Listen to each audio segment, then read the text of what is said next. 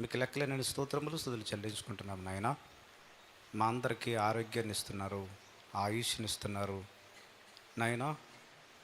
అందును బట్టి మీకు లెక్కలేనని స్తోత్రములు స్తుతులు చెల్లించుకుంటున్నాం నాయన. మీ కొరకు యథార్థంగా నమ్మకంగా బ్రతికే భాగ్యాన్ని మా అందరికీ దయచేయండి. మాట్లాడుతున్నది నేను కాదు నాయన, నా ద్వారా మీ పిల్లలతో మాట్లాడించండి. మీ పరిశుద్ధాత్మ సహాయాన్ని నాకును మీ పిల్లలకి దయచేస్తారని ప్రభు అయిన యేసుక్రీస్తు నామమున ఈ ప్రార్థన అడుగుచున్నాం పరమ తండ్రి, ఆమేన్. ప్రభువునందు ప్రియమైన దేవుని వర్లరా, ముందుగా ఈ అవకాశాన్ని ఇచ్చినటువంటి తండ్రి అయిన దేవునికి, కుమారుడైన యేసుక్రీస్తు నామమున శుభాభివందనాలు చెల్లించుకుంటున్నాను. అలాగే మన మధ్యలో ఉన్న దైవదాసులకు వచ్చిన మీరందరికీ కూడా ప్రభు అయిన యేసుక్రీస్తు నామమున శుభాభివందనాలు చెల్లించుకుంటున్నాను. ప్రియులరా, మరి దేవుని మహాకృపను బట్టి ఎన్నో గొప్ప గొప్ప సంగతులు మరి ప్రతి వారం మనం వింటున్నాము, నేర్చుకుంటున్నాము. లోకంలో ఎన్నో సంఘాలున్నా దేవుని యొక్క జ్ఞానాన్ని నేర్చుకునే అదృష్టం అనేది మనకు మాత్రమే దేవుడు దయచేశాడు అనే సంగతి మనందరము జ్ఞాపకం చేసుకోవాలి. అలాగే మంచి ఆరోగ్యాన్ని ఇచ్చి మరి దేవుని సన్నిధిలో దేవుని మాటలు వినే అదృష్టాన్ని కలిగించిన దేవాది దేవునికి కూడా మనం ఖచ్చితంగా కృతజ్ఞతాస్థుతులు చెల్లించబద్దులమైనాము. కనుక ఈరోజు ఒక చిన్న ప్రాముఖ్యమైన సంగతిని మీకు చెప్పాలనుకుంటున్నాను. అది ముందటి వారంలో నేను చెప్పిన పాఠానికి కంటిన్యూషన్గా ఈ మాటలు మీకు జ్ఞాపకం చేయాలనుకుంటున్నాను.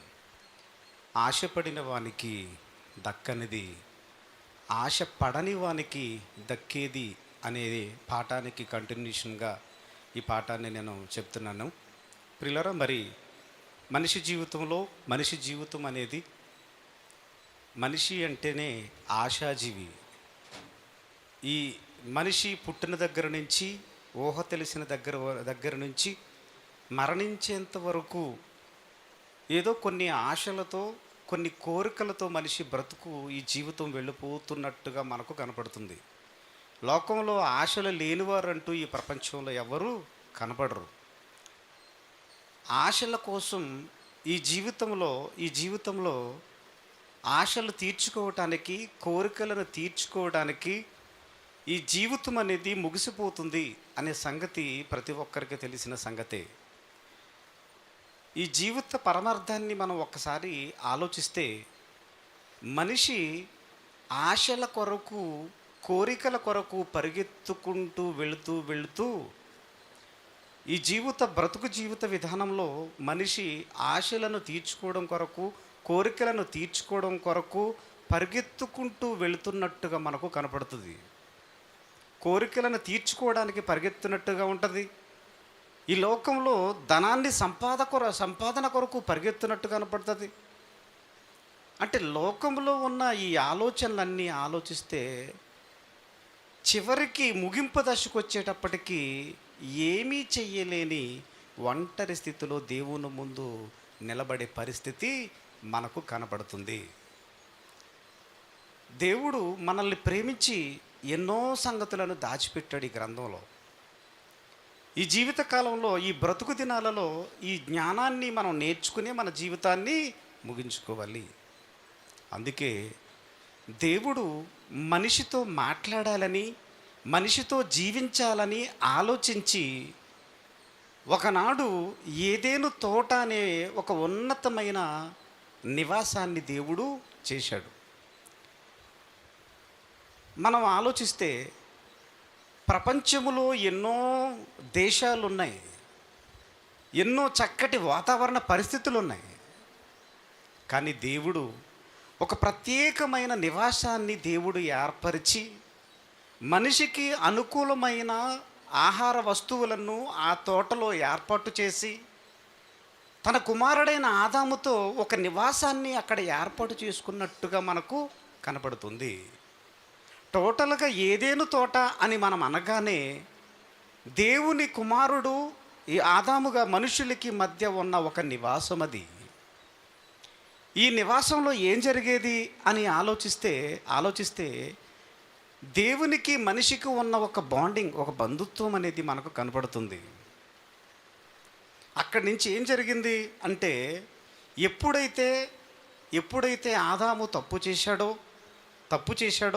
తప్పు చేసిన వెంటనే ఆదాము మైండ్లో ఒక ఆలోచన వచ్చింది. అందుకే మనుషుల విలువ బ్రతుకుండగానే మనం తెలుసుకోవాలి. ఆదాము గారికి ఏదేను తోటలో ఉన్నప్పుడు మంచి చెడుల వృక్షాన్ని తినాలన్న ఆలోచన ఎప్పుడూ కలగలేదు. లోకంలో అక్కడ ఎన్నో చెట్లు ఉన్నాయి, తినడానికి ఎన్నో చెట్లు ఉన్నాయి. కానీ మంచి చెడుల వృక్షం వైపు వెళ్ళాడు, కానీ జీవవృక్ష ఫలాలను తినాలన్న ఆలోచన ఎప్పుడూ కలగలేదు. ఎప్పుడైతే పాపం చేశాడో, ఆ తోటలో నుంచి ఎప్పుడైతే గెంటి వేయబడుతున్నాడో, ఆ తోటలో ఉన్న జీవవృక్ష ఫలాలను తినాలన్న ఆలోచన ఆదాముకు వచ్చింది.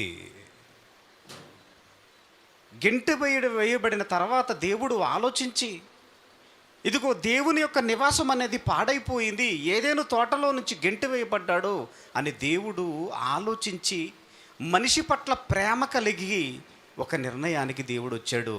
అదే ఎప్పుడైతే ఆదాము జీవవృక్ష ఫలాలను తినలేకపోయాడో, దేవుడు ఆలోచించి ఒక మంచి నిర్ణయాన్ని తీసుకున్నాడు. మోషే, నువ్వేం చేస్తావు అంటే, ఇదిగో ఏదేను తోటలో జీవవృక్ష ఫలాలను ఆదాము తినలేకపోయాడు, దానికి ప్రత్యుపకరంగా నేను ఏం చేయాలనుకుంటున్నానంటే, నువ్వు ఒక దీపవృక్షాన్ని నువ్వు చెయ్యాలి అని మోషేతో చెప్పడం అనేది జరిగింది. ఏదేను తోటలో దేవునికి మనిషికి ఒక నివాసం అనేది కనపడుతుంది. అలాగే ఇశ్రాయేలీల మధ్య నేను ఒక నివాసాన్ని ఏర్పాటు చేసుకోవాలి అని ఒక నిర్ణయాన్ని చేశాడు. మొదటి నిర్మాణం దేవునితో ఉన్న నివాసం ఏంటి అంటే ఏదేను తోట. రెండవ నిర్మాణం ఏంటంటే దేవుడు మనిషితో ఉండాలని నిర్ణయించుకున్న విధానం ఏంటంటే దానినే ప్రత్యక్ష గుడారము అని అంటారు. ప్రత్యక్ష గుడారము అంటారు, దేవుని నివాసము. ఈ దేవుని నివాసములో దేవుని అద్భుతమైన ఒక ప్రణాళికను దేవుడు పెట్టాడు. ఏంటి అని ఆ ప్రణాళిక అంటే, జీవవృక్ష ఫలాలను తినలేకపోయారు గనక ఒక దీపవృక్షాన్ని ఆ ప్రత్యక్ష గుడారంలో పెట్టి, ఇది నా పిల్లల చేత తినిపించాలి అన్న ఆలోచన కలిగి దేవుడు ఒక అద్భుతమైన విధానాన్ని తెరలేపి, దేవుడు ఇశ్రాయేలీలకు చెబుతున్న ఒక మాటను నిర్గమకాండంలో దేవుడు వ్రాయించాడు. నిర్గమకాండము 37వ అధ్యాయము 17 నుంచి కొన్ని మాటలు మనం జాగ్రత్తగా చదివితే ఇక్కడ ఒక మాట మనకు కనపడుతుంది. నిర్గమకాండము 37వ అధ్యాయము 17వ వచనంలో 17వ వచనం నుంచి మనం చదువుకుంటే, అతడు మేలిమి బంగారముతో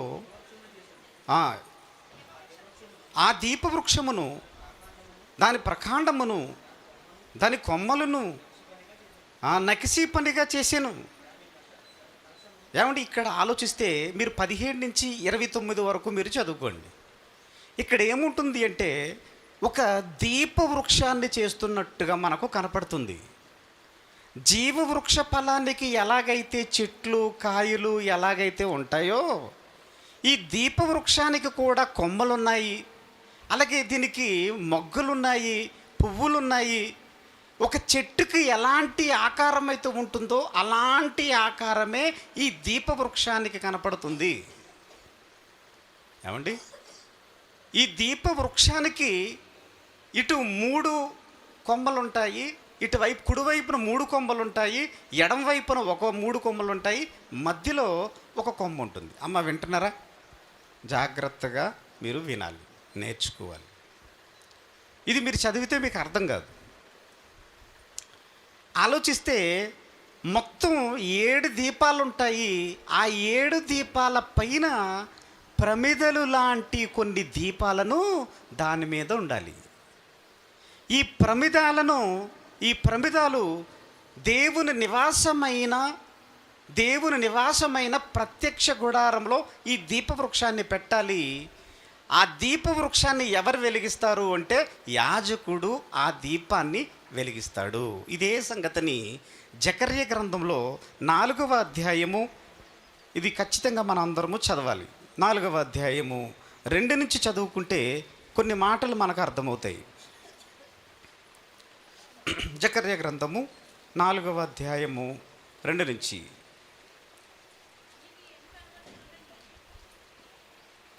నీకేమి కనపడుతున్నదని జకర్య గారితో దేవుడు మాట్లాడుతున్నాడు.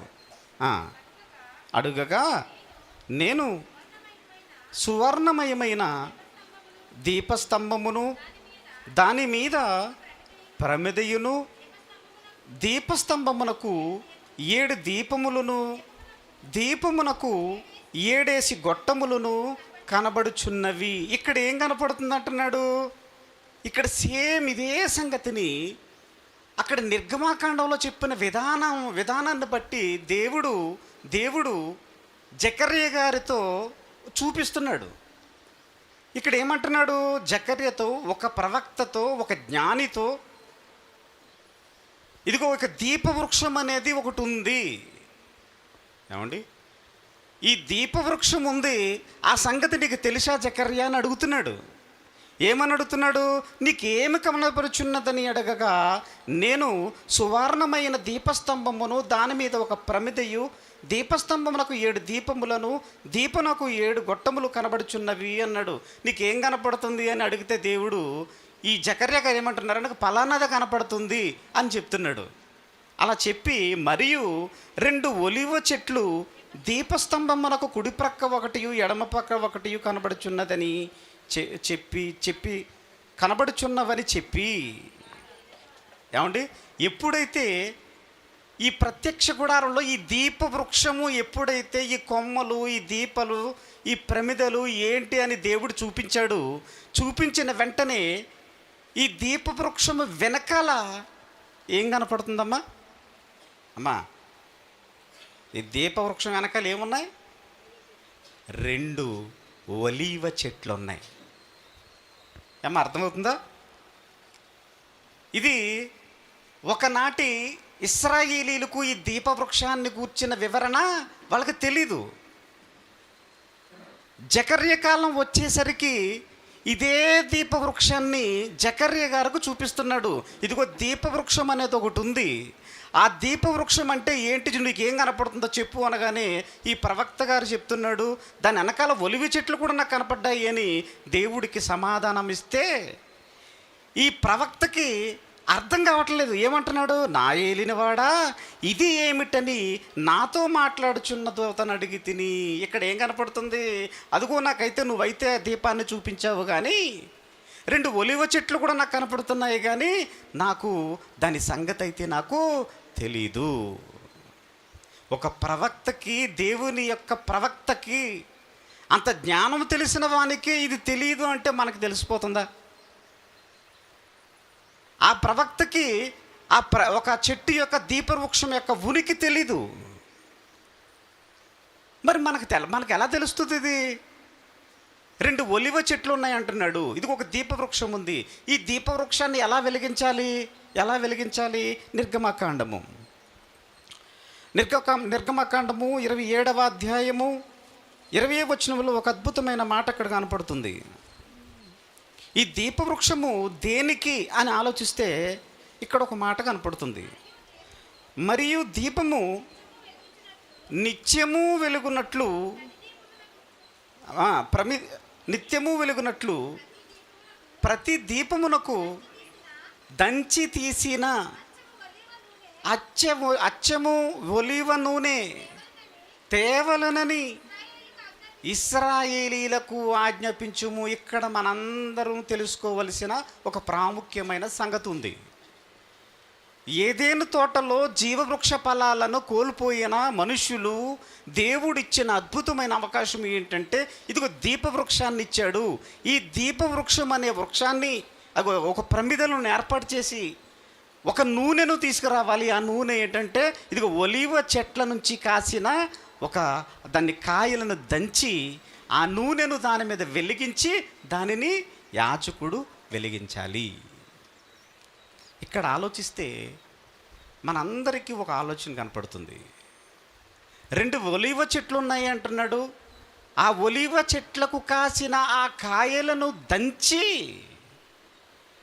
ఆ దీపాలను వెలిగించాలి అన్న సంగతి మనకు ఇక్కడ ఆలోచన కనపడుతుంది. ఎలా వెలిగించాలి, ఏం చెయ్యాలి అన్న సంగతి మనం ముందు భాగంలో మనం నేర్చుకోవడానికి సిద్ధపడతాం. ఈరోజు మనం ప్రాముఖ్యంగా నేర్చుకోవలసిన సంగతి ఒకటి ఉంది. అదేంటంటే 2 ఒలీవ చెట్లను దీపస్తంభము ముందు దేవుడు పెట్టాడు. ఎందుకు పెట్టాడు? అసలు ఒలీవ చెట్లను 2 ఒలీవ చెట్లు కుడివైపున ఒకటి, ఎడమ వైపున ఒకటి పెట్టాడు. ఈ ఒలీవ చెట్లకు గల కారణం ఏంటి అని ఆలోచిస్తే, అదే జకర్య గ్రంథంలో 4వ అధ్యాయంలో మరల దీన్ని మనం జాగ్రత్తగా చదివితే ఒక మాట మనకు కనపడుతుంది. 4వ అధ్యాయము అలా కంటిన్యూ చేద్దాం దాన్ని. నాతో మాట్లాడుచున్న 5 నుంచి, నాతో మాట్లాడుచున్న దూత, ఇది ఏమిటో నీకు తెలియదా అని నన్ను అడుగగా, నేను, నా ఏలినవాడా, నాకు తెలియదంటని. అప్పుడు ఎప్పుడైతే ఈ జకర్య గారు నాకు ఈ విషయం సంగతి తెలీదు అని అనగానే, ఈ ఒలీవ చెట్లను గూర్చిన సంగతి ఇక్కడ మాట్లాడుతున్నాడు. అప్పుడు అతడు నాతో ఇట్లా, నేను జెరుబ్బేలునకు ప్రత్యక్షమగు యెహోవా వాక్కు ఇదే, శక్తి చేతనైనను బలము చేతనైనను కాక నా ఆత్మచేతనే ఇది జరుగునని సైన్యములకు అధిపతియగు యెహోవా సెలవిచ్చెను. ఇక్కడ ఒక క్యారెక్టర్ని తెచ్చాడు దేవుడు. ఎవరమ్మా క్యారెక్టరు?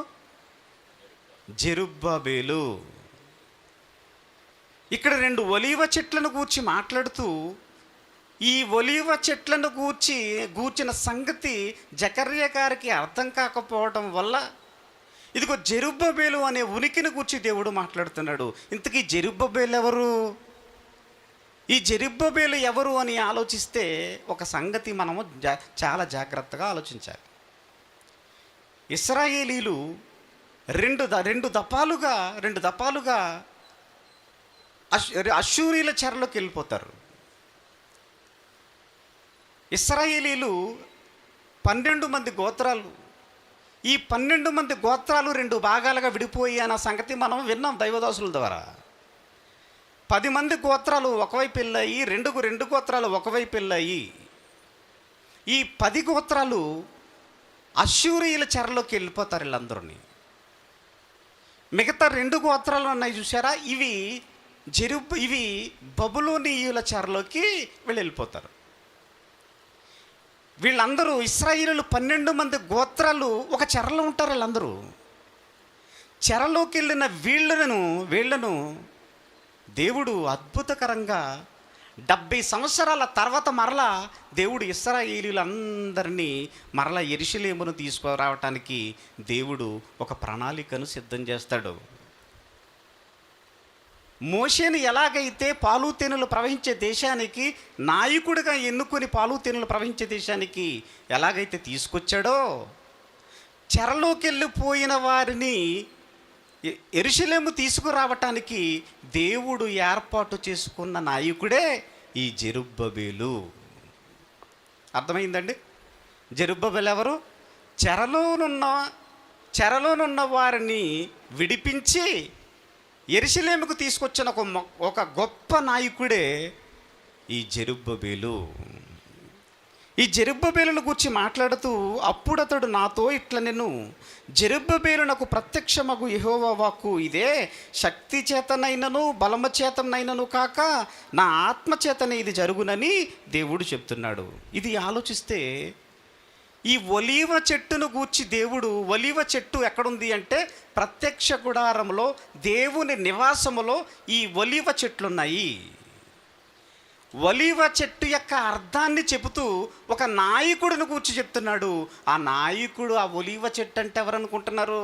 ఇదిగో దేవుని నివాసములో ఉన్న ఒక జెరుబ్బేలు. ఇదిగో దీపవృక్షము ముందున్న 2 ఒలీవ చెట్లు ఉన్నాయి కదా, ఈ ఒలీవ చెట్లు ఎవరు అంటే ఇదిగో జెరుబ్బేలు.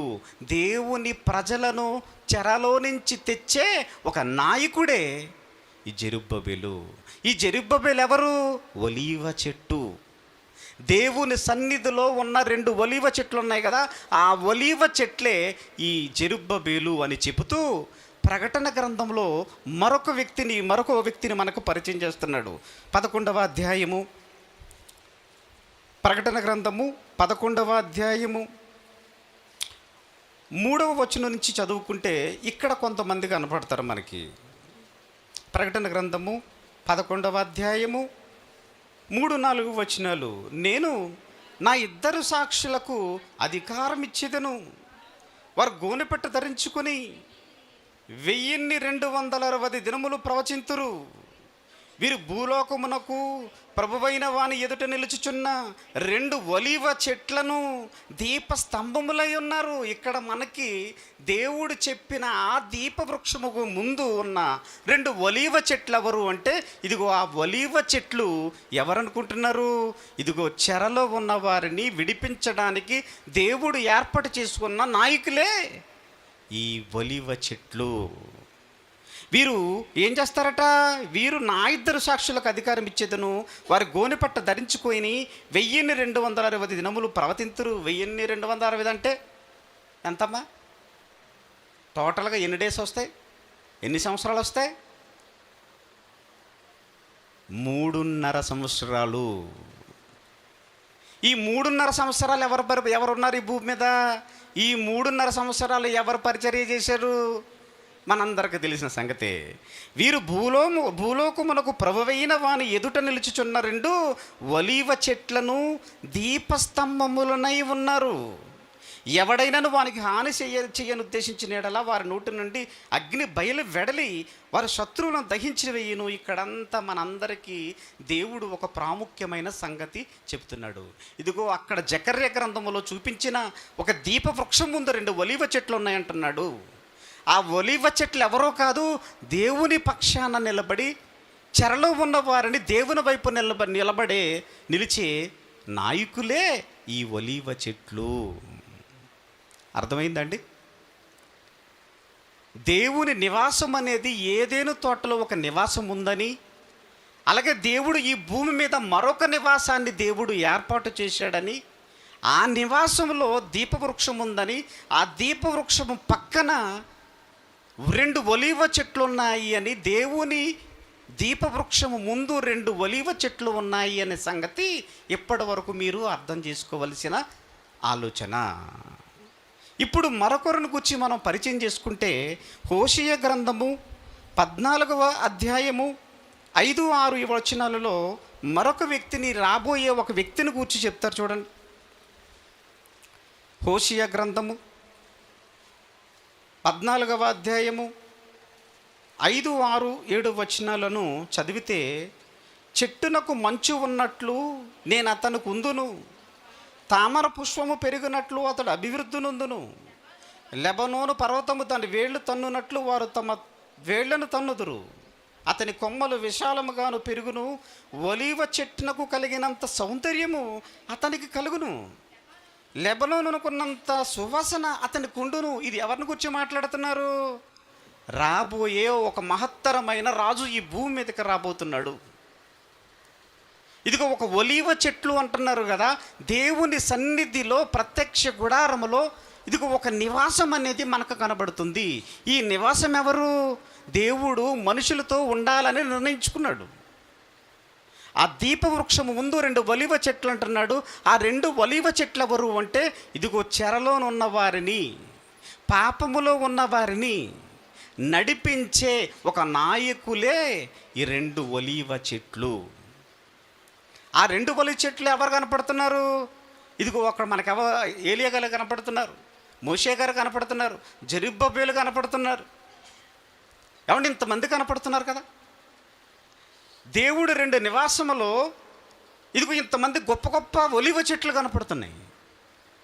అందుకే దేవుడు సన్నిధిలో 2 ఒలీవ చెట్లు ఎలాగైతే ఉన్నాయో, దేవుడు మనల్నందరినీ ప్రేమించి ఒక నివాసాన్ని గూర్చి దేవుడు మనకు చెప్తున్నాడు.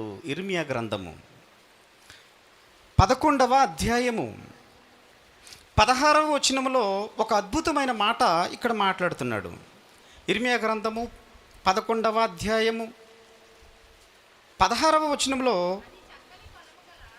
అది చక్కని ఫలము గల పచ్చని ఒలీవ చెట్టని యెహోవా నీకు పేరు పెట్టెను.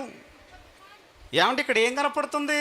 అది చక్కని ఫలము గల పచ్చని ఒలీవ చెట్టుని యెహోవా నీకు పేరు పెడుతున్నాడు. అంటే ఏంటి? ఇక్కడ ఒక ప్రత్యక్ష గుడారము, ఒక దేవుని సన్నిధిలో 2 ఒలీవ చెట్లు ఉన్నాయి అని, ఆ ఒలీవ చెట్ల రూపంలో మరొక వ్యక్తులు మనకు కనబడుతున్నారు. అదిగో జెరుబ్బేలు కనపడుతున్నాడు. ఇక్కడ దేవుడు ఏమంటున్నాడు? ఇశ్రాయేలులందరికీ ఏమంటున్నాడు? ఇదిగో ఈ జెరుబ్బేలు కాదు, ఏలియా గారే కాదు, ఇక్కడ ఇశ్రాయేలీలో ఉన్న వారందరికీ నేను ఒక పేరు పెడుతున్నాను. నేను ఏ పేరది? ఒలీవ చెట్టని. ఇది చక్కని ఫలము గల పచ్చని ఒలీవ చెట్టని యెహోవా నీకు పేరు పెట్టెను. ఇప్పుడేం పేరు పెట్టాడు మనకి? ఏంటి ఏమన్నా వింటున్నారా? నేను చెప్పుకెళ్ళిపోతున్నాను. నేను ఏమండి, చాలా జాగ్రత్తగా మీరు క్యాచ్ చేయాలి. దేవుడు ఇదిగో ఒక ప్రత్యక్ష గుడారం ఉంది. ఏదైనా తోటలో ఒక నివాసం ఉంది. ఇదిగో 2వ నివాసాన్ని దేవుడు ఏర్పాటు చేశాడని, ఆ ఏర్పాటు చేసిన నివాసంలో 2 ఒలీవ చెట్లు ఉన్నాయి. ఆ ఒలీవ చెట్లు ఎవరో కాదు, దేవుని పక్షాన చెరలో నుంచి విడిపించిన ఈ జెరుబ్బేలు ఉన్నాడు. ఇదిగో ప్రవక్తలు కనపడుతున్నారు. ఇప్పుడు దేవుడు ఏమంటున్నాడు అంటే, ఈ జెరుబ్బేలే కాదు, ఇదిగో మొత్తం అందరినీ దృష్టిలో పెట్టుకుని దేవుడు ప్రతి మనిషికి ఏం పేరు పెట్టాడు? క్రైస్తవుడని పేరు పెట్టాడు. కానీ ఇక్కడ ప్రత్యేకమైన పేరు పెడుతున్నాడు. ఏం పేరది? ఇది చక్కని ఫలము గల పచ్చని ఒలీవ చెట్టని. అది చెట్లు అంటే దేవునికి ఎంత ఇష్టం. నా పిల్లలకి నేను ఏం పేరు పెట్టాలనుకుంటున్నాను? పచ్చని ఒలీవ చెట్టు అని యెహోవా నీకు పేరు పెట్టాడు. ఇప్పుడు మనం అందరం ఎలా కనపడాలి దేవుని దృష్టిలో? ఒక పచ్చని ఒలీవ చెట్టులాగా మనకి పేరు పెట్టాడైనా. అంటే దేవుని ముందున్న ఒక 2 ఒలీవ చెట్లు ఉన్నాయి చూసారా? ఆ 2 ఒలీవ చెట్లగా దేవుని సన్నిధిలో మనందరము కనపడాలి. ఇదిగో క్రైస్తవుడు అనే పేరు మనకు ఎలాగైతే ఉందో, దేవుడు మెచ్చి మనకు పెట్టిన మరొక పేరే ఏం పేరమ్మా? అమ్మా ఏం పేరు? గట్టిగా చెప్పండి అమ్మా. ఒలీవ చెట్టు. ఎవరు? దేవుడు ప్రేమించి పెట్టిన వానికి. ఇది ఎవరు అనే సంగతి మనకు ఎలాగ అర్థమవుతుంది అంటే, కీర్తన గ్రంథంలో ఒక మాటను గురించి మనం మాట్లాడుతున్నాడు. 52వ అధ్యాయము. ఈ ఒలీవ చెట్లు ఎవరు అంటే, కీర్తనల గ్రంథము 52వ అధ్యాయము 8వ వచనంలో ఒక మాట మాట్లాడుతున్నాడు. చూడండి. అందరూ తీసిన తర్వాత ఈ మాట చదువుదాం. అందరూ తీశారమ్మా? ఇంకా పేజీలు తిరుగుతున్నాయి. 52వ అధ్యాయము 8వ వచనంలో, నేనైతే దేవుని మందిరములో పచ్చని ఒలీవ చెట్టు వలె నున్నాను. అంటే సంఘములో దేవుడు మనకి ఒక పేరు, ఒక నామకరణం చేశాడు. ఆ నామకరణం ఏంటంటే ఒలీవ చెట్టు అంటున్నాడు. మీరు సంఘములో ఒలీవ చెట్టులా ఉండాలి, పచ్చని ఒలీవ చెట్టు వలె ఉండాలి. నేనైతే దావీదు గారు ఏమంటున్నాడు అంటే, ఇదిగో నేను ప్రత్యక్ష గుడారము, దేవుని నివాసం అనే ఒక నివాసం ఉంది. దేవుని నివాసములో నేనైతే దేవుని మందిరములో పచ్చని ఒలీవ చెట్టు వలె నున్నాను. దావీదు గారికి అర్థమైపోయింది. నేను ఎలాగున్నాను అంటే, నేను నా పరిస్థితి ఏంటి? పచ్చని ఒలీవ చెట్టు వలె నేనున్నాను. నేను ఇది దేవుని మందిరములో పచ్చని చెట్టులా ఉన్నాడట. కీర్తనల గ్రంథము 128వ అధ్యాయము. కీర్తనల గ్రంథము 128వ అధ్యాయము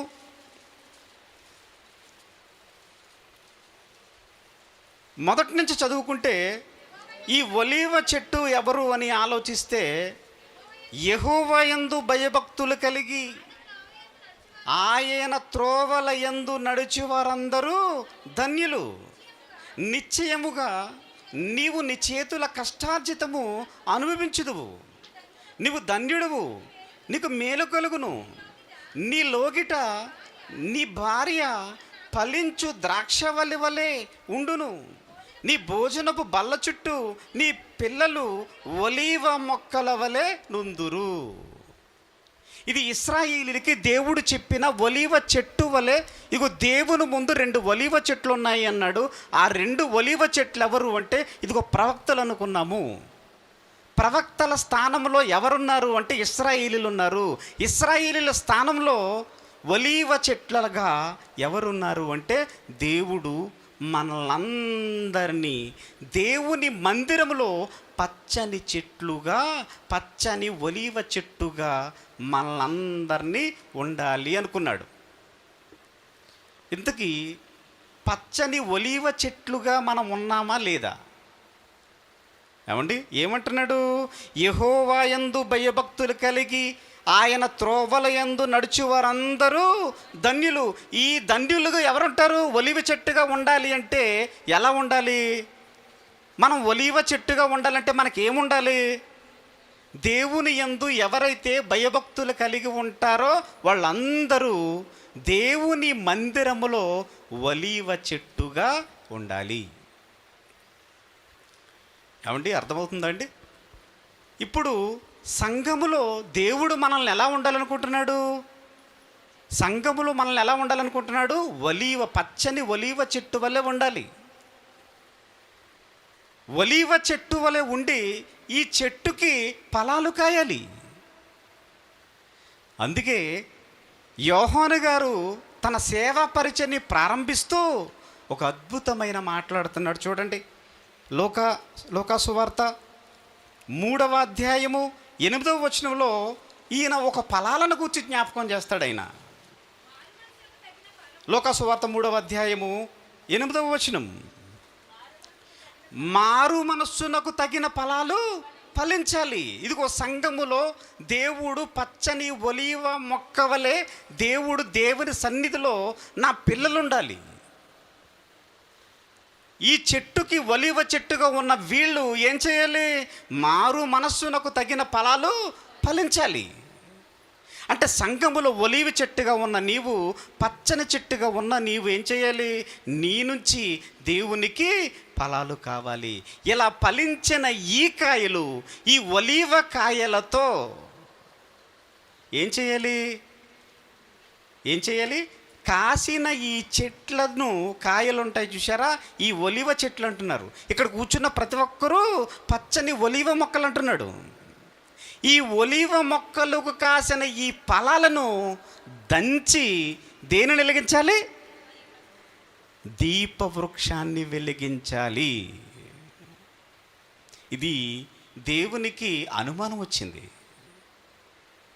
ఇదిగో సంఘములో మనం ఎలాగుంటున్నాం? సంఘములో మన స్థితి ఏంటి?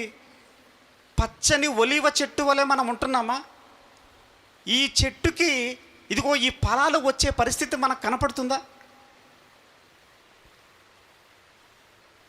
ఆలోచించి మన జీవితంలో సంఘంలోనికి ఎందుకు వస్తున్నామో, ఏం చేస్తున్నామో, సంఘములో దేవుడు మనల్ని ఎలాగుండాలి అనుకున్నాడు అంటే ఇదిగో దీపవృక్షం ఉంది. ఆ దీపవృక్షము ముందు మనము ఒలీవ చెట్లు వలె ఉండాలి. ఒకవేళ అలా ఉండకపోతే ఏమైపోతుందండి? ఒలీవ చెట్టు కాకుండా మరొక చెట్టే ఉంది. సంఘములో పచ్చని ఒలీవ చెట్టు వలె మనకి దేవుడు ఫలాలు రావాలనుకుంటున్నాడు. ఈ ఫలాలు ఏం చేయాలి? ఈ ఫలాల నుంచి దంచి తీసిన నూనెతో ఏం చేయాలి? నీవు వెలిగింపబడి ఈ వెలుగు ద్వారా అనేకులను వెలిగించే స్థితి నీకు కాయాలి. మరి మనం వెలిగే స్థితిలో మనం కనపడుతున్నామా? మన జీవితంలో ఇదిగో పచ్చని ఒలివ చెట్లు ఉన్న వలె కనపడుతున్నామా? నేనైతే, దావీదు గారు ఏమంటున్నారు? నేనైతే దేవుని మందిరంలో పచ్చని ఒలివ చెట్టుగా నేనున్నాను. ఇదిగో దేవుని మందిరములో, ఈ సంఘములో మనము దేవుని పచ్చని ఒలివ చెట్ల వలె మనం ఉన్నామా? అందుకే ఇది అనుమానం వచ్చింది. వచ్చి ఏమంటున్నారు యాకోబు గారు? 3వ అధ్యాయము ముగించుకుందాం.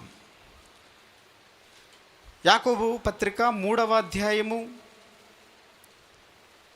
3వ అధ్యాయము 12వ వచనంలో ఒక మాటను గుర్చి జ్ఞాపకం చేస్తున్నాడు. నా సహోదరులారా, అంజూరపు చెట్టున అంజూరపు చెట్టున ఆ, ద్రాక్ష తీగే అంజూరపు పండ్లైనను, నా సహోదరులారా, అంజూరపు చెట్టున ఒలివ పండ్లైనను ద్రాక్ష తీగను అంజూరపు పండ్లైనను కాయనా. ఇక్కడ అనుమానం వచ్చేసింది. సంఘములో ఉన్నవాళ్ళు ఒలివ చెట్లు వలె ఉండాలన్నాడు కదా దేవుడు. సంఘములో నువ్వేం చేయాలి? ఒలివ చెట్టు వలె ఉండాలి, నీ నుంచి ఫలాలు రావాలి అని అంటున్నాడు. ఇప్పుడు సంఘములో ఎలాగైపోతుంది? ఒక చెట్టు నుంచి మరొక చెట్టు కాయలు వచ్చేస్తున్నాయి. ఇదిగో సంఘములో పచ్చని చెట్టులా ఉండవలసిన నీవు అంజూరపు చెట్టు ఎలాగొచ్చింది? ఒలివ చెట్ల పండ్ల నుంచి నీకు ఏ ఫలాలు రావాలి? అంజూరపు ఫలాలే రావాలి. మరి ఏ ఫలాలు వస్తున్నాయి? ఏ ఫలాలు వస్తున్నాయి? నువ్వు అంజూరు ఒలివ చెట్టు కదా, నీ నుంచి ఏ ఫలాలు రావాలి? అంజూరపు పళ్ళే రావాలి. ఈ అంజూరపు పళ్ళు రావటం వల్ల నువ్వేం చేయాలి? ఈ ఫలాల నుంచి దంచిన నూనెతో ఇదిగో నీ దీపాన్ని నువ్వు వెలిగించాలి. ఎలా దంచుతావండి? ఆ కాయల్ని ఎలా దంచాలి? ఎలా దంచాలి? మనం మన మన వాక్యం అయిపోయినట్టుగా మనం ఏం చేస్తున్నాం? ద్రాక్షలు ఏం చేయాలి? నలగొట్టబడాలి. రొట్టె రావాలి అంటే చితగొట్టబడాలి, నలగొట్టబడాలి. ఇగో పచ్చని ఒలివ చెట్లుగా ఉన్న నీ పాత్ర అసలు ఒలివ చెట్టు వరకు వెళ్ళిందా? కాయలు కాయడం తర్వాత. కాయలు కాయడం అంటే సంఘంలోనికి వచ్చిన మన నుంచి ఫలాలు ఏమైనా వస్తున్నాయా? అర్థమవుతుందండి? ఈ ఫలాలతో నువ్వేం చేయాలి? నీ ఆత్మ వెలిగింపబడుతుంది. ఒకవేళ అంజూరపు చెట్టుగా పచ్చని చెట్టుగా ఉన్న నీ నుంచి ఫలాలు గనక రాకపోతే నీ దీపం అనేది ఆరిపోతుంది. బుద్ధిగల కన్యకులు, బుద్ధి లేని కన్యకులు మనకు అర్థమవుతుందా? దీపం ఆరిపోయింది. ఆరిపోయిన వెంటనే వెలుగుతున్న వారి దగ్గరికి వెళ్ళి మాకు నూనె ఇవ్వమని అడుగుతున్నారు. మీకును సరిపోదంటున్నారు వాళ్ళు. ఎందుకని? సంఘములో పచ్చని చెట్టుగా నీ రూపం మారలేదు. ఎలాగుంది నీ సంఘంలో? అంజూరపు చెట్టు. కనుక ఆలోచించుకుని, దేవుని సన్నిధిలో దీపవృక్షం ఉంది. ఆ దీపవృక్షము ముందు ఒలీవ చెట్లు ఉన్నాయి అంటున్నాడు. ఆ ఒలీవ చెట్లు ఎవరు? ఇదిగో మనమే. సంఘములో పచ్చని చెట్టు వలె ఉండాలి. పచ్చని చెట్టు వలె ఉండి కాయలు కాయాలి. ఈ కాయల ద్వారా అనేకులను వెలిగిస్తూ దేవుని యొక్క నివాసంలోనికి ప్రతి ఒక్కరిని చేరుస్తూ దేవుని కొరకు ఉన్నతంగా మనం వెలిగింపబడాలి. అందుకే ఒక మాటను అయిపోయిందండి పాఠం. ఒక మాట మీకు జ్ఞాపకం చేయాలనుకుంటున్నాను. ఈ సంఘానికి మూలస్తంభం ఎవరంటే, మూలస్తంభం యవ్వనస్తులు, యవ్వన బిడ్డలు. మేము ఒక సంగతి మీకు బాగా జ్ఞాపకం చేయాలనుకుంటున్నాను ఈ టైంలో. ఇక్కడ మేము సంఘం ఏర్పాటు చేయకముందు ఒక చోటకి వెళ్ళేవాళ్ళం. రవికుమార్ గారు కానీ నేను కానివ్వండి, మాతో ట్రావెల్ చేసిన వాళ్ళందరికీ తెలుస్తుంది. కొంతమూరులో ఎంతమంది అయితే యవ్వనస్తులు ఉన్నారో వాళ్ళందరినీ సంఘానికి తీసుకెళ్ళాం మేము. ఈ ఊరిలో ఎంతమంది అయితే యవ్వనస్తులు ఉన్నారో వాళ్ళందరినీ మేము తీసుకుని సంఘంలో నిలబెట్టాం.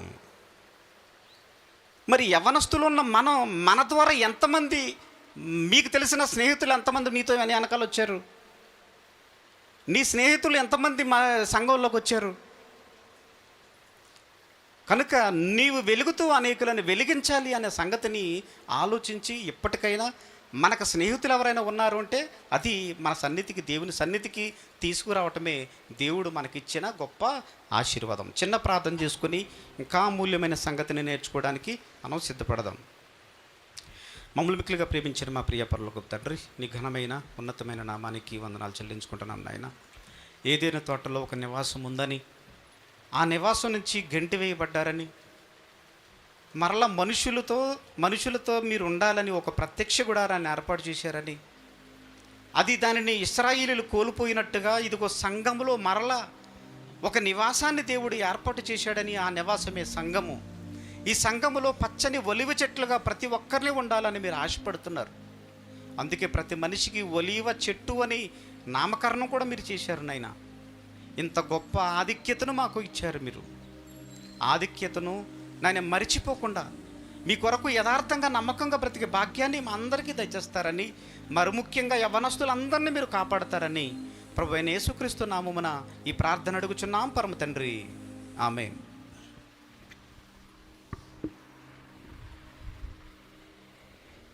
మంచిదండి, చక్కని మాటలు విన్నాం. ఒకనాడు దేవుడు దేపవృక్షం, ఒలీవ మొక్కలు ఎందుకు పెట్టాడో, ఆ దేపవృక్షం ఏమిటో, ఒలీవ మొక్కలు ఏమిటో మనకు కొంత వివరణతో కూడిన లేఖన భాగాన్ని సహోదరులు వివరించారు. వారికి వారి పరిచర్యకు వందనాలు తెలియపరుస్తూ ఉన్నాం. దేవుడు దీవించును గాక. ఈ సమయంలో ముఖ్య వర్తమానానికి వెళ్ళే ముందు సహోదరులు రవి గారి ద్వారా చక్కని పాట విందాం.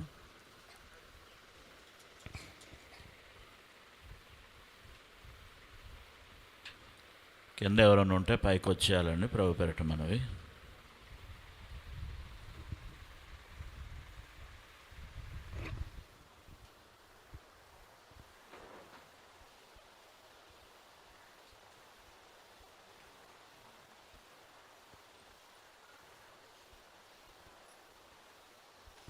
అందరికీ వందలండి. ఒక ఆత్మీయ గీత పాడుకుందాం.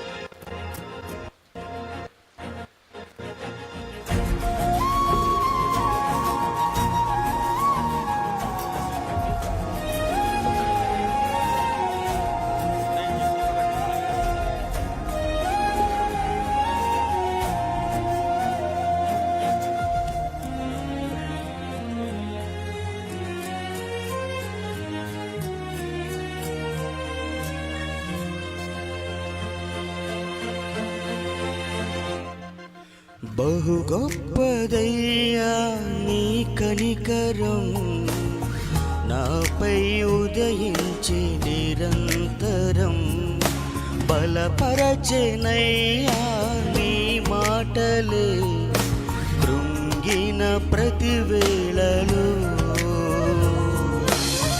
విడువక నన్ను ప్రేమించగా మదిలో నిండెను నీ రూపమే. మానక నా ఎడల కృప చూపగా పొంగెను నాలో ఓ వెల్లువా, ఓ వెల్లువా. కృపయే కదా ఇది, కృపయే కదా, కృపయేనయ్యా ఇది, కృపయేనయ్యా. కృపయే కదా ఇది, కృపయే కదా, కృపయేనయ్యా ఇది, కృపయేనయ్యా.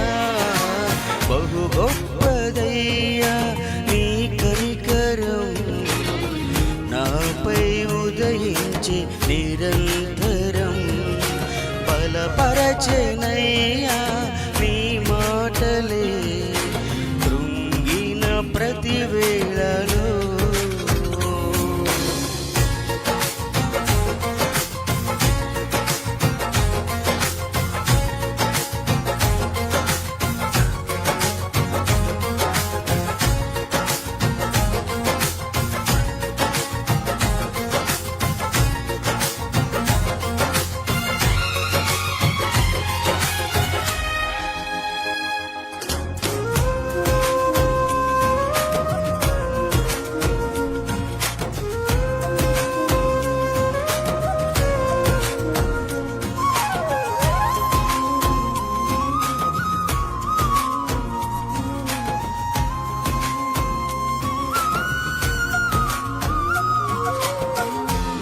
శక్తి కాదయ్యా నీ కృపయేనయ్యా, నన్ను నిలిపినది నేటి వరకు.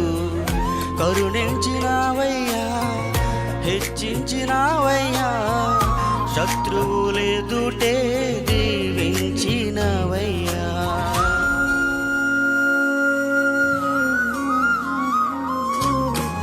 నా శక్తి కాదయ్యా, నీ కృపయేనయ్యా, నన్ను నిలిపినది నేటి వరకు.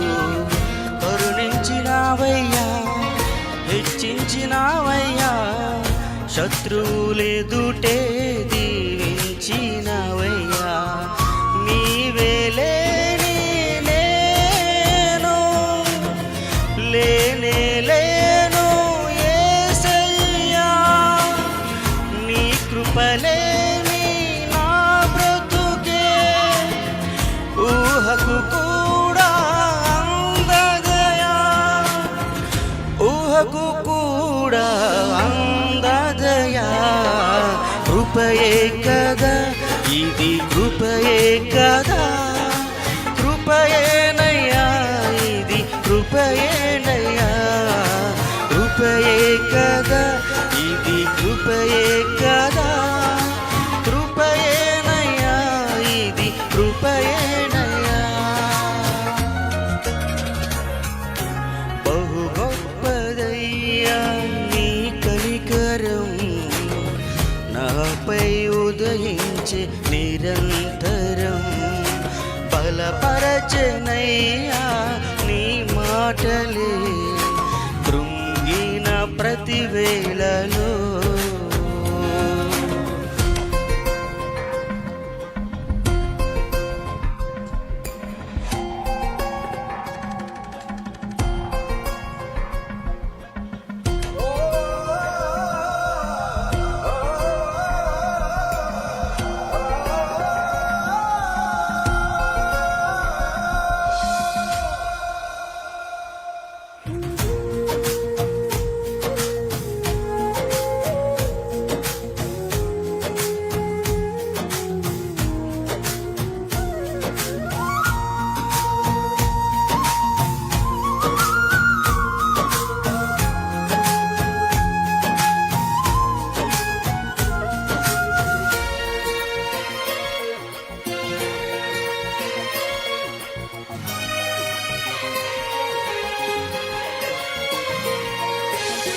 గుండె పగిలి ఏడ్చి తిని, నిరాశలో నిలిచి తిని, నా కన్న తండ్రివై నన్ను హత్తుకుంటివి.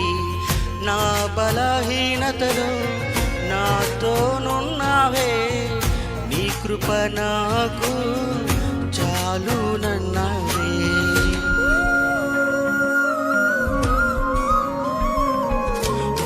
గుండె పగిలి ఏడ్చి తిని, నిరాశలో నిలిచి తిని, నా కన్న తండ్రివై నన్ను హత్తుకుంటివి.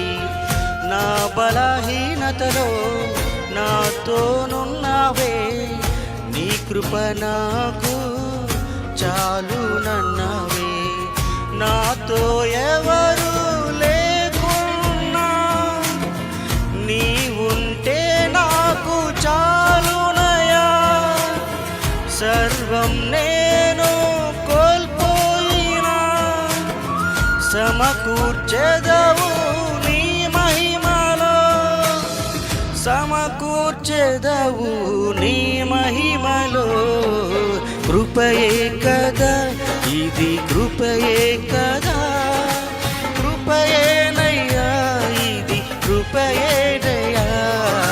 కృపయే కదా ఇది, కృపయే కదా, కృపయేనయ్యా ఇది, కృపయేనయ్యా.